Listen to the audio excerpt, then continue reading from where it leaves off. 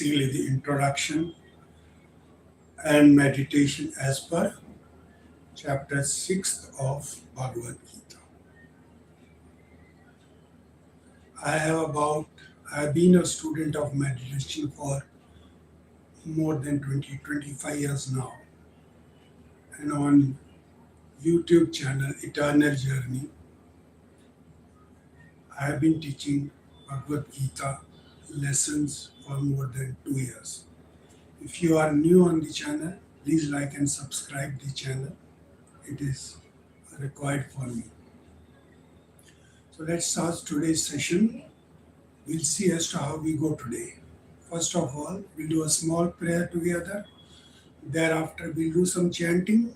We'll sing bhajan kirtan. Thereafter, we will have a small introduction of 3-4 minutes to Bhagavad Gita. After that, we'll have 4-5 minutes of meditation as per chapter 6 of Bhagavad Gita. In the end, we'll conclude and summarize as to what we did today. So let's come on to the first part, prayer part. Let's join our hands and pray together. O God, bless us all. May there be peace on earth. May we all be healthy, wealthy and wise. Om Shanti, Shanti, Shanti. Prayer is very essential in life. It gives us strength and the blessings of the Lord to do whatever we want to do in our life. Now let's go on to Bhagavad Gita chapter 12, which is the path of devotion, the path of finding God through devotion. The chapter's name is Bhakti Yoga. Great saints like Mahaprabhu Chaitanya, Sant Eknath, Sant Tukaram, they all found Mirabai, they all found liberation through meditation, through the path of devotion or Bhakti Yoga. The same Bhakti or devotion we'll do right now. Let's start. First I will sing a line, then you sing a line with me, and together we'll listen. Shri Krishna Govinda Hare Rama, Shri Krishna Govinda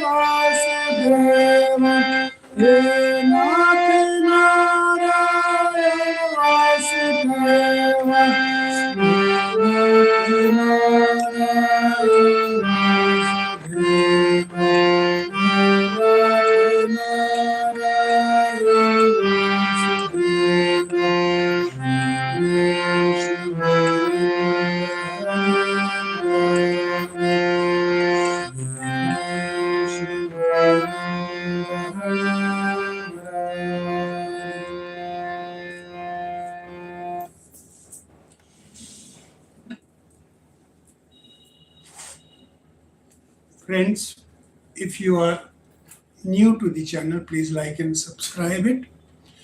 After the chanting, which is Bhakti Yoga of chapter 12th of Bhagavad Gita, now let's have a small introduction to what is Bhagavad Gita and what all is there in it. Can any one of you tell me what does Bhagavad Gita mean? Anyone? You can comment. I'm waiting for you. Bhagavad Gita means, Bhagavad means God and Gita means, or Geet means song. So the literal translation or meaning goes, Song of the Lord. How many chapters are there in Bhagavad Gita? Please comment quickly. No one? There are 18 chapters in Bhagavad Gita. And how many verses?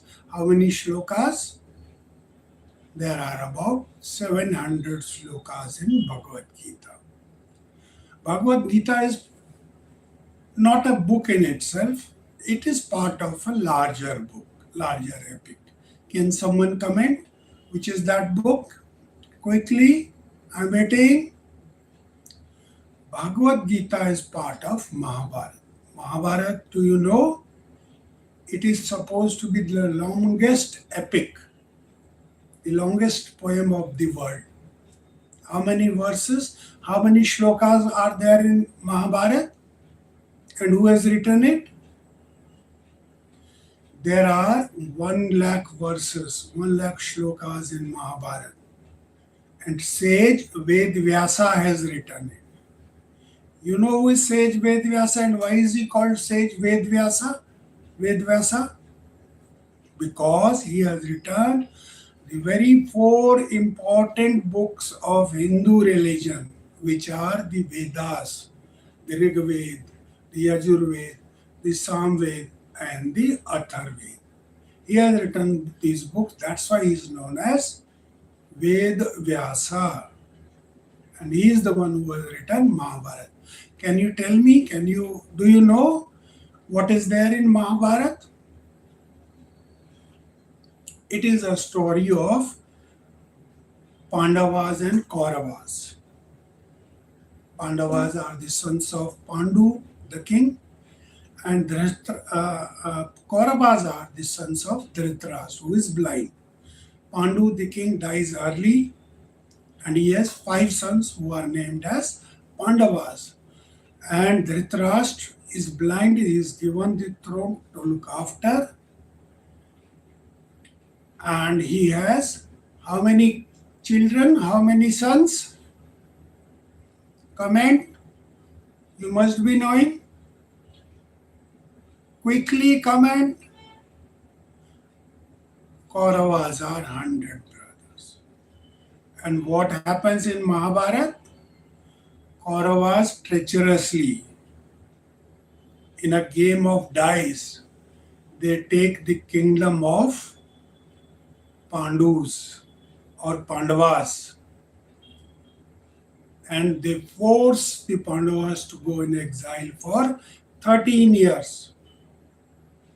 And when the Pandavas came after 13 years, they refused to give them the kingdom.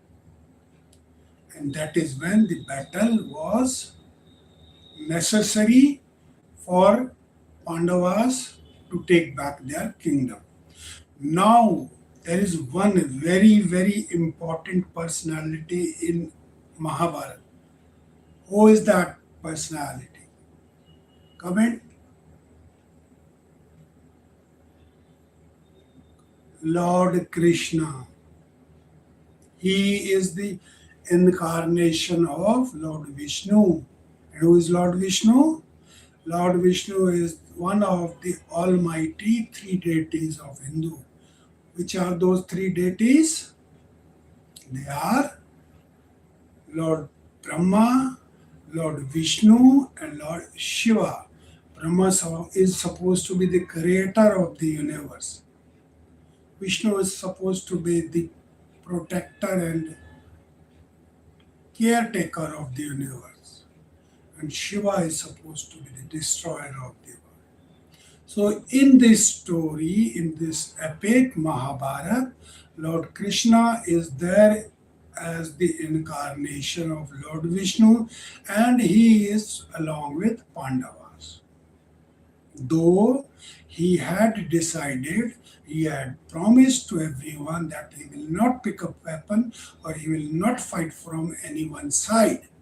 So his army goes to the Kauravas side and he himself, unarmed, becomes the charioteer of Arjuna. Arjuna is the greatest warrior of Mahabharata. He is the soldier, he is the warrior. And Bhagavad Gita is a discourse between, it is a dialogue between Krishna and Arjuna. What happens when the two armies of Pandavas and Kauravas are arrayed in the battlefield of Kurukshetra? Arjuna says, O Krishna, O Madhusudan, O Govind, I don't want to fight. They are my relatives. How can I rule this kingdom over their dead bodies? It's better to beg and live on this earth rather than fighting these people. And that is when Krishna tells him, it is your duty to fight, you must fight. And that is how the 18 chapters of Bhagavad Gita take place in between the battle of Mahabharata, before the battle is just about to start. And in 18 chapters, Krishna tells Arjuna again and again why he should fight. Again and again he tells him, stand up, it is your duty to fight, do your duty. It is your dharma, it is your karma to fight, stand and fight. And so, this is what is Bhagavad Gita. It is a small introduction which I have given you about Bhagavad Gita. Now let's meditate. Let's go on to the chapter 6 of Bhagavad Gita, which is the Dhyan Yoga chapter, or the path of meditation to find God. There are 4 paths which God has given in Bhagavad Gita to find God. They are the path of duty or selfless duty, or a duty desiring the results of the activity that we do, which is also known as Nishkam Karma, desireless activity. The second path is the path of wisdom, or the reading of scriptures.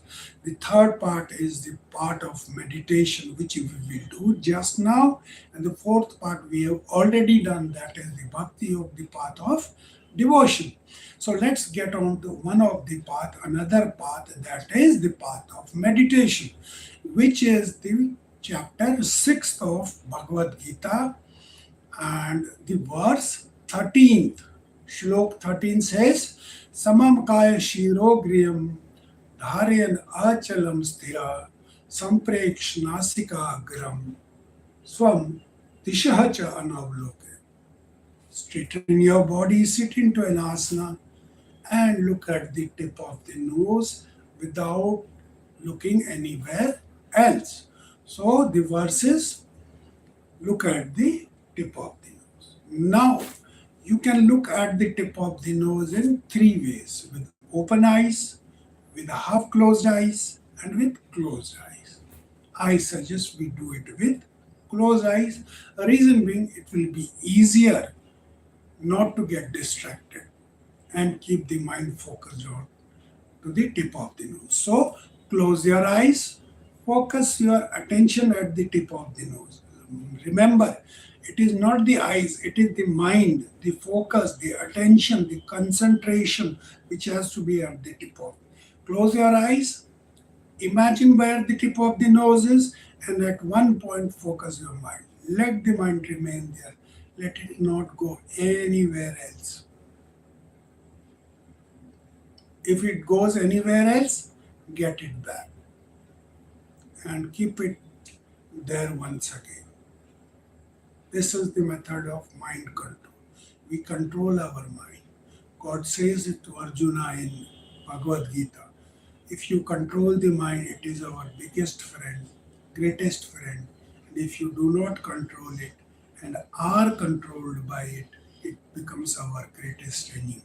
So control the mind, focus it at the tip of the nose, and do not allow it to go anywhere else. If it goes anywhere else, get it back at the tip of the nose and remain in that position, in that situation, in that condition for as long as possible.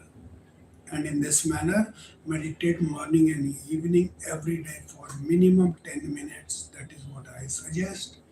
If you meditate like this for 3 months, you will see a drastic change within your inner environment, your external environment, your relations with other and the society, and Lord's blessing is being bestowed on you that you will realize on your own. So that was a little bit of meditation as per the sixth chapter of Bhagavad Gita. So let's quickly summarize as to what we learned today. In the beginning, we did a small prayer. Prayer is essential to ask God's blessing for whatever we want to start in our life, in our day to day activity. Thereafter, we did chanting. Chanting is one of the part of Bhagavad Gita, chapter 12th, which is known as by the name Bhakti Yoga or the devotional path of finding God. Then we did a small introduction to Bhagavad Gita as to what Bhagavad Gita is and who the principal participants in Bhagavad Gita are, which are Lord Krishna and Arjuna. Then we did a small meditation for a few minutes. We learned the technique, and I suggest you follow this technique every day, and you will benefit immensely in 2-3 months' time. So that is all for today. I had a wonderful time with you. Hope you also enjoyed it. Thanks a lot. Namaste. Bye bye. God bless.